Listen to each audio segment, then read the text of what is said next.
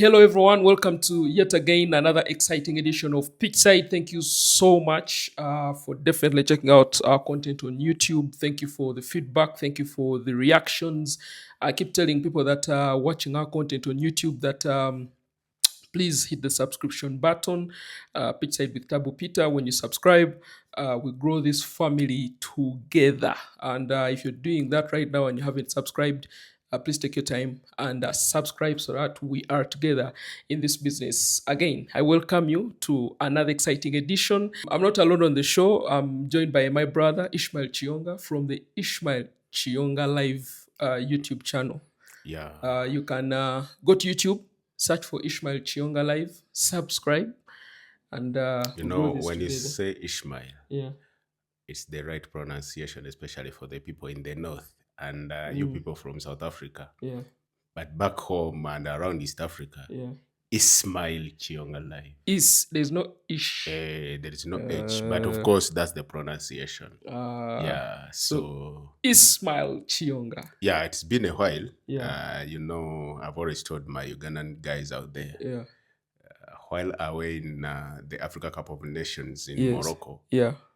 I found people had broken into my studios. So Oh. yeah. That's why I've not been shooting of late. Yeah. But I'm coming back. So glad to have Peter Tabo alongside me. Yeah.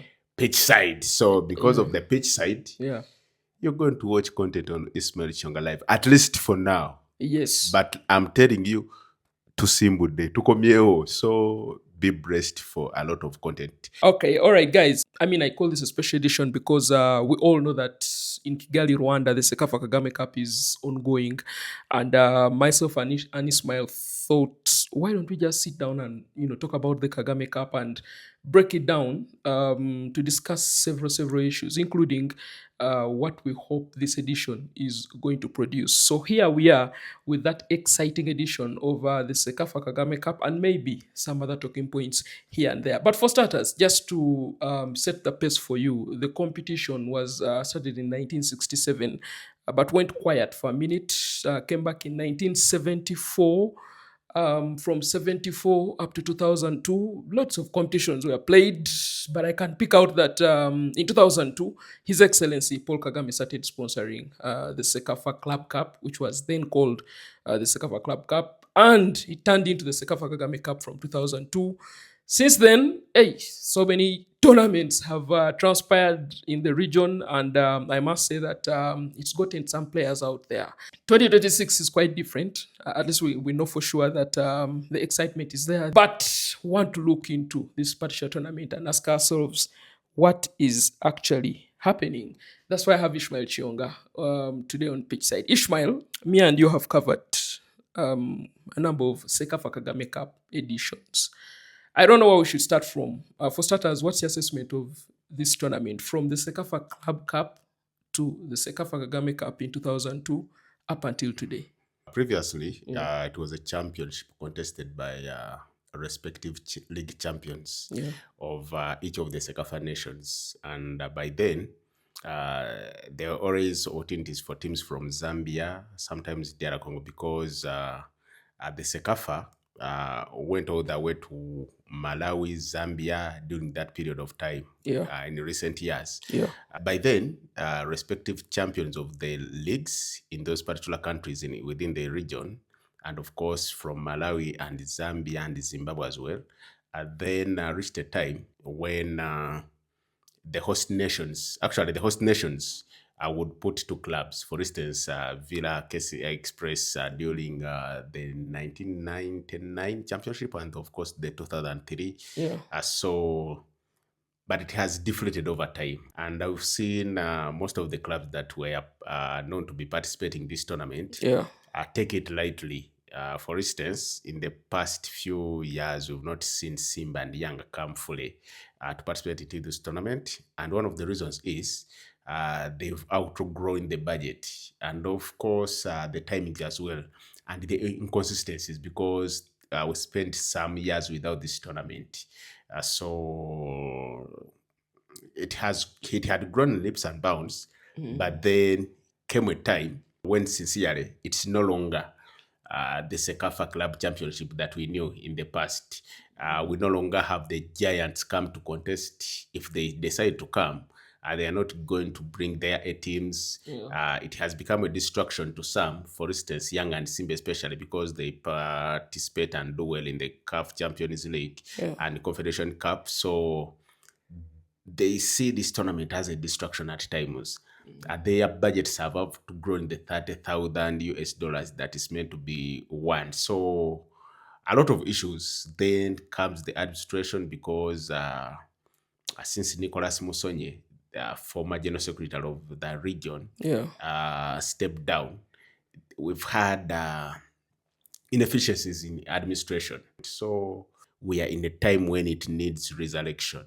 Okay. Yeah. All right, Ismail, you paint a very, not so rosy picture about the Cecafa Kagame Cup. But allow me to take you back to yourself as a journalist. I know that the editions that you've covered in this Kagame Cup competition, tell me which one stands out for you. And break it down briefly for me. What did you see in that particular Cecafa Kagame Cup edition? Yeah, before becoming a journalist, there are two tournaments that stood out for me, and both were hosted in Uganda. That's one hosted in 1989 when AC Villa lost to Young Africans on penalties at Nachivubo. By that time, the crowds in Uganda were still in for the big games, especially Villa KCC and Express. Then the one in 2003, which Villa won, and Micho Siledojovic. That also stood out because by that time, we still had the big boys. It was a good tournament then. Then, of course, I would also talk about the 2005 edition that was hosted in Mwanza, where SC Villa won it without conceding a goal. Dennis Masindo Nyang in goal for Villa, and Ande Mwesugwa, the captain then. As a journalist, of course, the 2014 championship that was hosted in Kigali. I think that was my first. Yeah, officially, that was my first as well as a journalist. That was won by El Melik. Salim Jamal was in goal for the team. They had Pascal Wawa, the big Ivorian. Then they had Muhammad Traore, forward. He was from Ivory Coast. I remember he was even part of their team. The AFCON team in 2015. So then the last one was in 2015 in Dar es Salaam. For me, that stands out in my time as a journalist because it was one where we had the big boys available competing, and also not just the names, but the quality. Because if you remember, that final was contested by Gor Mahia and Azam. By that time, Azam had Aish Manura, John Rafai Boko, they had Kipre Chech and Kipre Balu, the Ivorians. Showa Boy was on top of his game. Himidimao, Mikami, Shomali Kapombe. So that was a quality team. All those players went on to play for the Taifa Stars. Then on the side of Gor Mahia, we had the Ugandan duo of Godfrey Lusimbi and Harry Daucho in the middle of the park. Then Medi Kagere, Olunga, Boniface Oluch in goal, Haruna Shakava and Karim Nizigman at right back. Innocent Wafula, sometimes as a right winger, sometimes as a left back. I mean a right back. So that was a tournament that had a lot of quality. Then we had young Africans. Kevin Yondan was still on the team. Then with KCC, that was a time when Mike Mutebi and Sam Simba had just assumed the job. I remember they finished third in that competition. And then we had the team from Sudan, Khartoum, that was coached by Kwes Apia. So it was a very, very quality tournament. Since then, the standards have so lowered. So maybe when we talk about it here, the authorities and the fact that it's going on in Kigali, where Simba returned to the competition, although despite bringing their A squad, they are not playing them. Gor Mahia is in Kigali, Vipers in Kigali, but the talk from the coaches and the players it's all about pre-season. It's all about The vibe is more of a pre-season thing than yes. each being like the competition you talk about in 2015 Yeah. in Dar es Salaam. Yeah. But Ishmael, let's give this show a bit of a Ugandan touch. That yes, we've talked about the Cecafa Kagame Cup, how it has evolved and how it has reached this extent. Uganda has also had a say in this particular competition in all the editions that have been played, especially from 2002 when the tournament became the Cecafa Kagame Cup. I mean, you can't fail to talk about the Ugandan clubs that have come and won this competition. We can go as far back as 2005. You talked about Dennis Onyango and Sports Club Villa. Express FC were with Express in Dar es Salaam, I think 2021. KCCFC 2019. Police, I think also there somewhere somehow. 2006. Yeah, 2006 won it. The Ugandan clubs have shown up and tried to, claim or make a stake about this Cecafa Kagame Cup. But which of those editions that the Ugandan clubs won would you comfortably sit here and say this one produced the best of the talents? I think the 2003. The 2003, that was a time when $30,000 was huge amount of money for all the clubs that were competing. And besides, that was a time when all teams would bring their big names. I remember Simba had all the big names. Then we had the rivalry back home. Remember, Express and Villa were big time rivals then. And remember, in the quarterfinal, was it quarterfinal or semi-final? The two were pitted against each other. And remember, by that time, there were always allegations of match fixing from either side. I remember on the fans were like, now this is an international game. The referees are international. It ended 2-1 in favor of Villa, with Philip Sos scoring another free kick and then Philip Kuchuka Songo. And this was a time when Ugandan clubs had taken so long without winning this championship. Because the last team that had done that was SC Villa still in 1987 when Sulakato scored against Ali Malik in the final in Nachivubo. And previously, the only winner had been KCCA in 1978 when they had the likes of Omondi. So this is a tournament that had not... Ugandan clubs have not had a lot of authority in terms of winning this trophy, because Villa 3, KCC 2, those are 5, Police 1, Express 1. So when you compare the way Uganda has won the Cecafa Senior Challenge Cup in comparison to the clubs, the Tanzanian clubs and Kenyan clubs have been dominant. Tusker has won it several times, Gor Mahia, FC Leopards, Simba, Yanga. So 2003 stands out because of the quality and the fact that it was played at home. Actually, it's the last time this club championship was hosted in Kampala. But Ishmael, aren't you going to pick out that Mike Mutebi Cecafa Kagame Cup triumph as well here in Kigali 2019? No. Alan Okero, Mustafa Kiza, Saddam Juma, I think, if I'm not mistaken. But do you know why I'm not going to pick out that? Why? First of all, that was a tournament that was not given so much attention.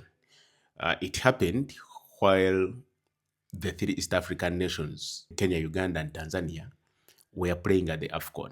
And remember, the composition of their national teams would be the composition at, say, KCCA, who were part of the tournament. I joke back home, I call this an invitation tournament. It's no longer a tournament where the most deserving teams represents. Most of the teams that were into that tournament were Vitalo. Were just invited. Came. Yes, I don't downplay the victory. But it also explains this was a tournament won by literally a reserve side of KCC. Now just imagine, because their most important players were with the national team in Kyle. Patrick Kadu, I think Timothy Awanya as well. So Motebi brings these young players. Alan Okero had not got a lot of establishment. Yes, he had made a debut sometimes before, but Mustafa Chiza was not a regular.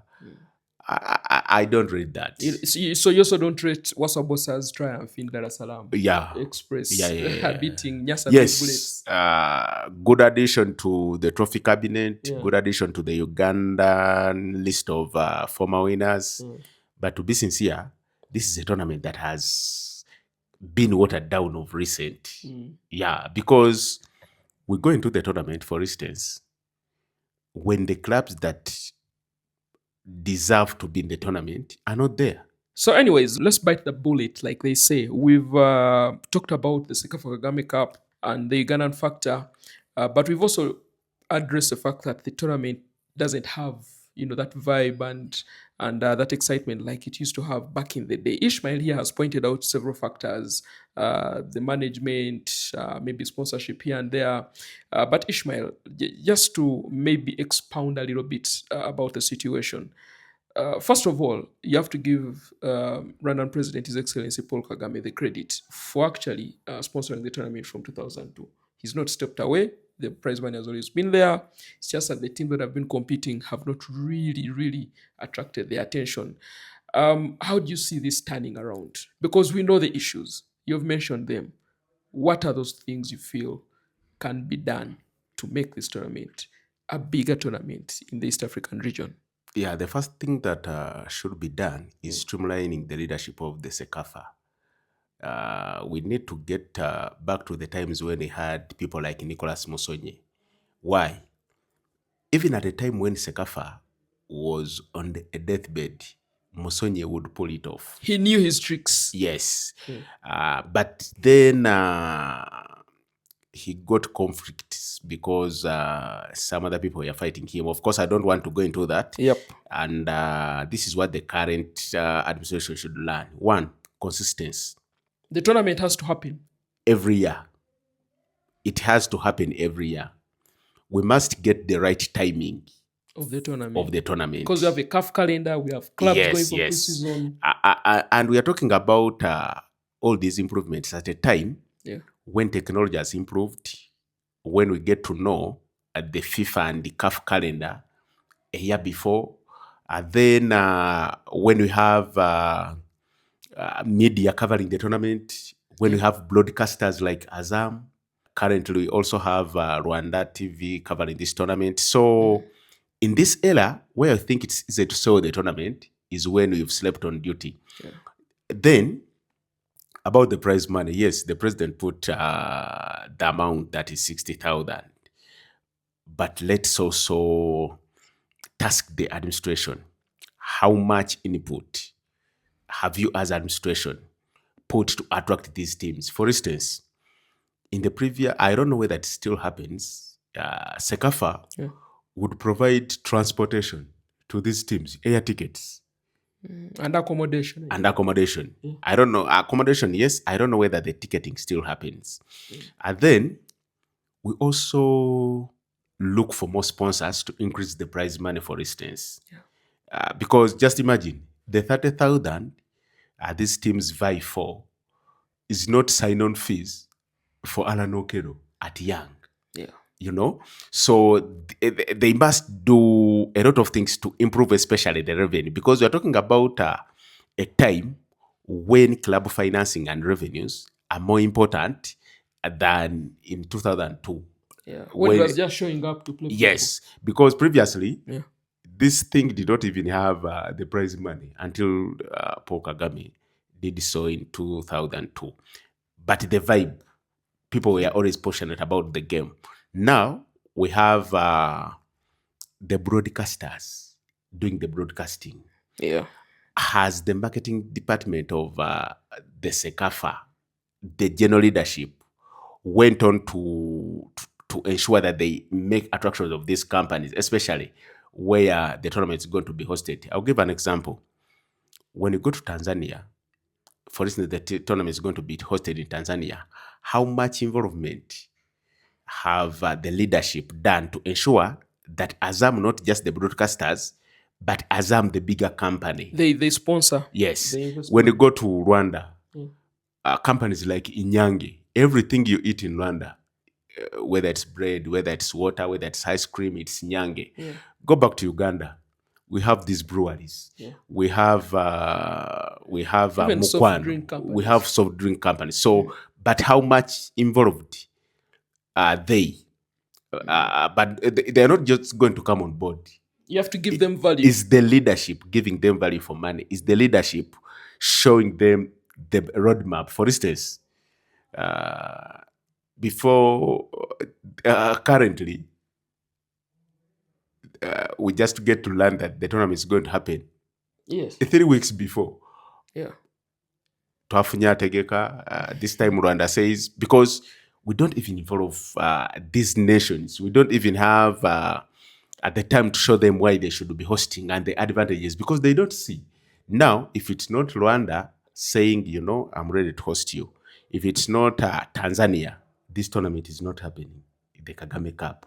When was the last time the Kagami Cup was hosted in Kampala, Nairobi, Zanzibar? Because people forget that Zanzibar used to host these tournaments, even Yes. the Senior Challenge Cup. Yeah. Now it's on the mercy of a hosting nation. When the host nation says, I'm not ready, it's The scrapped tournament off. can't So happen. for me, let's start with the consistency. Let's start with marketing, looking for the main sponsors besides Paul Kagame, besides Azam. What are other companies bringing on board? I'll give an example. The prize money has not increased since 2002. Yes, Paul Kagame did his part. But he has to be supported. Yes, support It him. has to be more than that. Yeah. So for me, I think if we address that, and also as leadership, there must be some restrictions on who should be participating. This is not an invitational tournament. It should not be about invitation. When you know that Villa has won a title in Uganda, Vipers has won a title in Uganda, that's automatic that they are going to be part of the tournament. How do you persuade them to be part of the tournament? Not just persuading, but people should be fighting to win their respective leagues to represent the nation in the Cecafa, just like they do On the continent. on the continent. But there should be something that incites them to show up and play. Yeah, but Ismail, I'm going to also ask you this question. Cecafa is, Council of Eastern Central Africa. The teams you're talking about have representatives from this region, because Cecafa itself, what has Uganda done to make sure that they reach out there and bring this tournament to Kampala? What has Zanzibar done? What don't you think it's also their responsibility to create an environment for the Kagame Cup to go to them? The thing is, because even the people who work on the Cecafa committee are from this region. Yes, and I'm not blaming any country. Yeah. I'm blaming the leadership, because Okay. if say I'm Engineer Moses Magogo and I'm on the Cecafa committee, what am I doing to ensure that this tournament has Comes home. value, so that value is one where we say there should even be bidding for hosting. Previously, just having the Kagame Cup around Kampala was an excitement. True. Is it the same excitement when you say Guli Kigali, Guli Rwanda? How many fans have traveled, for instance? It's not the same. It's not the same. Yeah. So it's the leadership, because it's the leadership that has to have a strategy that reaches a moment where these countries are even bidding to host such a tournament, like we see with the World Cup, the Africa Cup of Nations. There is always value that they always see. But currently, no value. So it's the leadership. It's not these countries. Those countries are just represented by those single individuals on the Cecafa committee. So it's them that have to work, entice the tournament. When the tournament is enticing, you'll see people saying, in if a Kampala Turudo Chaza, for Zanzibar, we've not had this tournament for long. Yeah. They should be fighting to host. But here, the leadership is just sitting there when, say, Tanzania is ready. Now, since 2021, when Express won it, then I think Villa went there. Yes. How many tournaments have we had between 2021 and 2026? We've missed more tournaments than what we've had. Yeah, than what we've had. So there's a big question mark there. The first thing, consistency. Yeah. Secondly, ensure that it's always the champions that come. How do they come? Entice them. entice them to come. Yeah. All right, Ishmael Chionga, let's move to the Kagami Cup that is happening in Kigali, Rwanda. Currently, you would agree that there's some boys who have stepped up, the ones that we've been seeing on the African continent. Simba Sports Club is participating in that tournament. Viper Sports Club are in there. Al Hilal are in there as well. Rayon Sport, APR, and the rest. Mine, though, is focus on Viper Sports Club. They've gone to the tournament. You would argue that they've assembled a team that has got so many people talking. The goalkeeping department changed, the backline changed. Farouk Mia rejoined. Manzoki is back as well. Before we get to how Vipers will look like this season, how convinced are you that this recruitment process this time round was done very well? And I must add that on pitch side, not too long ago, you offered to help Vipers improve on their recruitment. And I'm still here. So what's your take now? Dr. Lawrence Mlindwa, manager Steven Mlindwa, player Mlindwa, Simon Sekanch, director Aruna Chove. I'm here to help. So far, improving that recruitment. But so far, this is one of the windows that I'm still, so far, at the moment, impressed with the recruitment. Why? It's not even about the incomings, but the outgoings. Because previously, Vipers would be adding a lot of players to the squad without necessarily creating space for those incomings. And why it has always happened because of this attachment. Because Dr. Lawrence Mulindwa, when you play for his team, there is always that attachment when it comes to releasing such a player. It may be gets hard on him. That's why we've had players like Frank Katongole, a young boy comes from the academy, plays a few matches, is not being played, but is not being even let go. Murondo has been at Vipers for over 7 seasons. Even when he got injured, credit to the team, they treated him. He plays 5-6 games a season, but still at the club. When you sign a player that's going to come into the team and the position is already congested, it's going to give the coaches headache. Because these guys are training every day. I always joke with Brand Took at times that Vipers could be having over 50 players, because there are times when you see a new player towards the end of the season. So he has created room with the Vipers management this time by letting people go to play elsewhere. Morondo, Grant Masiko, Tadeo Rwanga, Nicholas Wadada. The transfer strategy started with, let's create space for, say, if Tadeo Rwanga is leaving and you bring in Joel Serunjogi, it's clearly a replacement. Then when you see Grant Masika, Nicholas Wadada leaving, you have the right back Ashraf Mandela as the remaining. Then you need another backup who is Mankoba. Then when you let Alfred Mudekereza and Bashir Sekaja leave, you bring Lois Mbamba. But previously, you have Sekaja, you have Komakech, you have Chigundu, you have Alfred Mudekereza.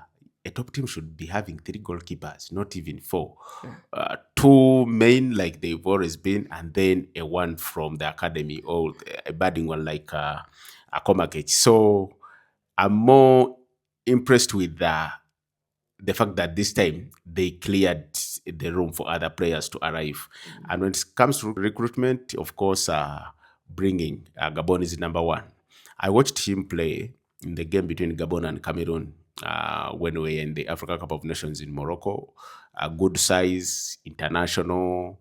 Even when he fails, we shall know maybe the team did not shoot him, but at least he's a big name. This is what I've always said, even when I was on the pitch, that Dr. Lawrence Mulindwa's team is at a level now where they don't need to sign a player that is very unknown. Yes, we've had unknowns that come and prove. But then at the level they are, you sign a player where even your opponents, say Simba, Yanga, Allied, Sundowns, know the name. That when it comes to facing them, they say, hey, Baina Lani Okero, Baina Karimu Watambala, Baina Farukumia. So it's done so. Farukumia, Manzochi, yes, they may not be in the state they were 5, 10 years ago. But the fact that people know what Mia can do, what Mazot can do, that's already a plus. What Lois Mbamba has done, what Mankoba has done previously. So we've seen some high-profile signings. Now the onus is on them to prove that we are still good or we are good. But at least Vipers has brought them. So this time around, impressed with both incomings and the fact that they've cleared the way. So for me, that's That's the a most good one. impressive. The head coach, quite a bit of experience that he's had on the African continent and all. What's your take home from the head coach at Vipers now? Yeah, he has experience in African football. He's managed the Cameroon national team before. He's won titles with Cotton Sport. He's won titles in Tunisia and Algeria as well. And he's been lucky that he comes in at a time and gets a lot of time with his players before the season starts, because not so many have had that opportunity, by the way. Remember when Ivan Minette came at the start of last season, the biggest batch of Vipers players were with the national team for Chan. So he did not have those good preparations. Now this one will not have a lot of excuses. He's had Cecafa. He's going to play Super Cup against Chitara on the 23rd before the season starts. So good coach, and I would say even the coaches that had come before had some good track record. Of course, this one holds a bit higher than them. But for me, the fact that he's going to have a lot of time with his players, try to impart his strategies, his philosophy, what he wants into the team. He has the Cecafa to try and play more in competitive matches against regional opponents who could be even continental opponents in the near future. So he's a good addition. He's one where he's been, and hopefully he replicates that, especially what he did for Cotton Sport Garua and CS Constantine in Algeria. I hope he does that at Vipers as well. So the target is group stages, surely. Yeah, it's group stages, and hopefully, I just pray that they get there. You know, with CAF Champions League, sometimes it's about you have to have some element of luck, especially with the draw. So hopefully, they get there, because that's the list that they deserve. All right. So that's Vipers for you, but also at the same competition, we have Simba Sports Club. We have APR as well in action. Briefly, Simba last season they won the domestic cup, first time in 5 years. They're still trying to catch up with the league, but you would argue that maybe this season they're also beefing up their team to try and compete. So what do you write home from Simba? Chama is back, helped them last season. Anything you think they'll create? Yeah, they're recruiting well, especially by bringing in those boys from the southern region. And remember, they have Rushin, the centre back, who is now the captain. Done well. They brought in Makalwa now. Makora, your boy. Yeah. So they're trying to play catch up with the young Africans in terms of winning competitions in the past 5-6 years. And they've been having coaching issues, but they look settled now. In the Kagami Cup, the coach, like many others, are using it as preseason. I didn't like the fact that he's not playing his big boys. He's trying to give these the French players and the new players some game time, because it also goes back to what we are talking about, the Cecafa as a tournament, because most of the teams are here just to prepare their teams for the next season, and not necessarily showing the importance of winning it. But for me, they're still a few miles behind young Africans. They are main competitors in Tanzania, but they're on the right track. I wanted to see the team A of young Africa, I mean Simba, playing in the Cecafa tournament. It has not happened, but they're on the right track. Yeah. All right. Meanwhile, Yanga are not at the because Cecafa they Kagame turned Cup. down the chance to play, bringing us Singida. Yeah, but when you look at what they're trying to do, the signings, first of all, bringing in Mankoba, the head coach. You look at the players that they've brought in. I think they brought in Zambia's MVP last season. They've also brought in Peter Shalolile from Sundowns on a free transfer. What do you make of that younger team? They don't have Pacome, who is injured, but they've all come back. Dixon Job, the centre back, and Clement Muzize, Mrs. the back, forward. Yeah, so looks good. yeah, that's nice Yeah, to see him back. This is a team full of internationals, yeah, right from our poster boy, our star boy, Alan Okedo. yeah. For teams like Young Africans and Simba, it's not about playing in the group stages anymore. It's about trying to win it. And I have to say, I'm impressed with Engineer Hassan and his team for what they are doing, trying to change the trend of African football. Yeah. The fact that we can attract players from the south of Africa, That's big, man. that's big because previously, most of the East African players would be dying to play in the PSL. But now the fact that young Africans can attract players from the PSL, that's a huge plus, not only for Tanzania football, young Africans, but East African as well. The two coaches, Simba and Young, are all South Africans who have approved their case in the PSL. So young Africans on the right track. Uh, they are going to give the coach a huge headache next season in terms of selections, Yeah. given the way they are signing these players. And hopefully, they get the right systems, right formations, and right lineups for all the matches they are going to play. I just wish they do well in the CAF Champions League. But in terms of recruitment, they've always shown a strategy going for senior international players, and they've continued doing so. And now they're attracting big names on the continent, like Peter Shalolili. Yeah. Hopefully, he does put away those chances that are going to be created by Alan Okello. Absolutely. Yeah. All right, Ishmael, as we conclude this edition, it would be unfair of us not to discuss some Ugandans who are playing their trade in the Rwanda Premier League. APR are playing in the Kagami Cup, so is Ronald Sechiganda, so is Hakim Chiwanuka.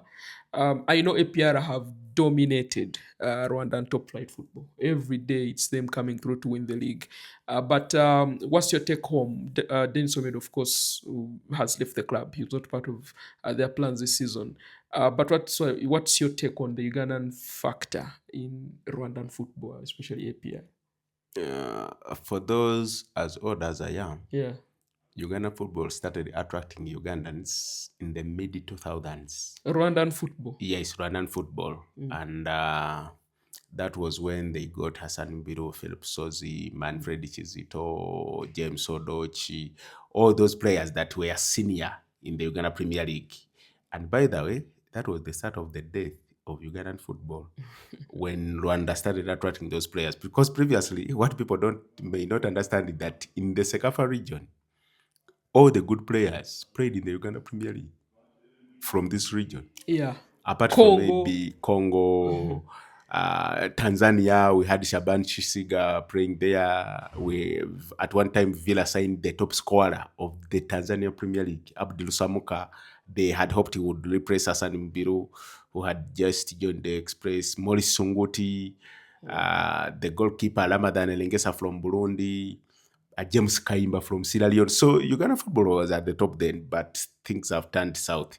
So it hurts that Rwandan clubs still attract Ugandan players. Yeah. This shouldn't be the level that we should even be celebrating. Yes, not to downplay the Rwanda Premier League because they've done their part. That's why they can say, Sechiganda in the middle of a contract at Villa, you can come. Hakim Chwanka in the middle of a contract at Villa, you've come. But still, I need to maybe have a full study about the Rwandan game. Yeah. Because despite huge investments, because relatively, apart from Tanzania, I think they are the next in East African region in terms of investment in football. Yeah.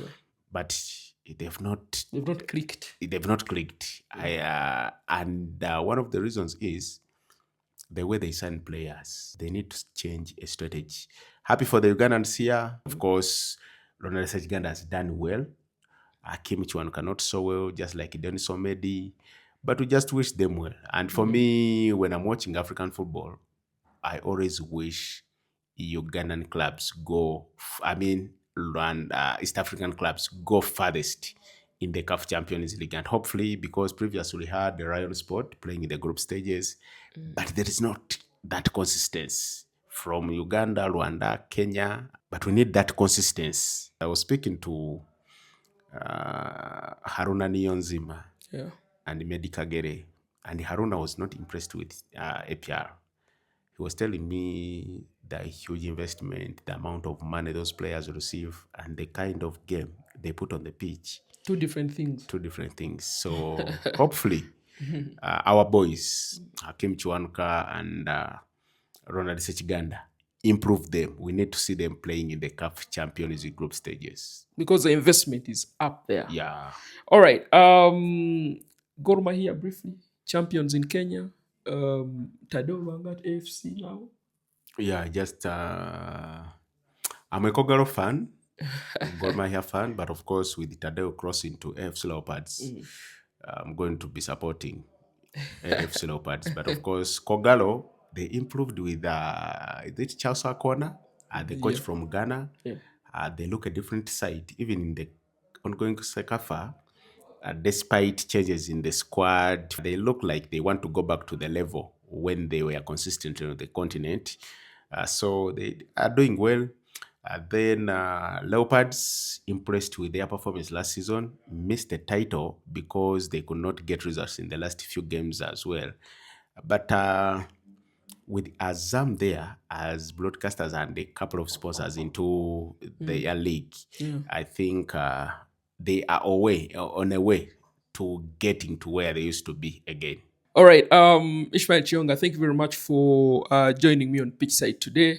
And Ishmael Chionga Live, guys, because we have this collaboration. What is uploaded this side also gets uploaded that side. The most important thing, though, is that we've tried to look at East African football, also giving it a Ugandan touch. Talked about the Cecafa Kagame Cup, and also talked about our players, Ugandan players, that are all over in Tanzania and also here in Rwanda and in Kenya. So let's keep the love coming. Subscribe, share, and don't forget to always, push our content on all our channels and all the other Ugandan sports content creators as well. As always, like we say, cheers.